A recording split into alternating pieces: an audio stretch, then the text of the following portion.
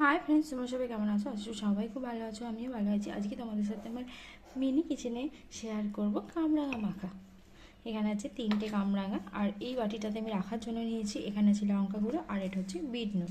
চলো কামরাঙাগুলো ততক্ষণ কেটে নিই। আর এখানে আছে আমার একটা ছোট্ট বটি। এই যে এখানে আমার কামরাঙাগুলো কাটা হয়ে গেছে। এবার এতে আমি বিট নুন আর গুঁড়ো লঙ্কা দিয়ে দেবো।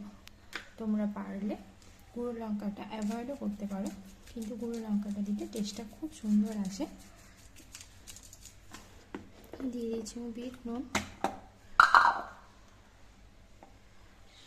যে যেরকম ঝাল খাবে সেই পরিমাণে লঙ্কা গুঁড়োটা দিয়ে নেবে। এমনকি চিলি ফ্লেক্সও ব্যবহার করতে পারো। আমার কাছে এই মুহূর্তে চিলি ফ্লেক্সটা নেই, সেই জন্য আমি লঙ্কা গুঁড়োটাই ব্যবহার করছি। তো আমি দিয়ে দিয়েছি। এবার এটা আমি ভালোভাবে মাখিয়ে নেবো, তাহলে রেডি হয়ে যাবে পুরো স্ট্রিট ফুড স্টাইলের কামরাঙা মাখা।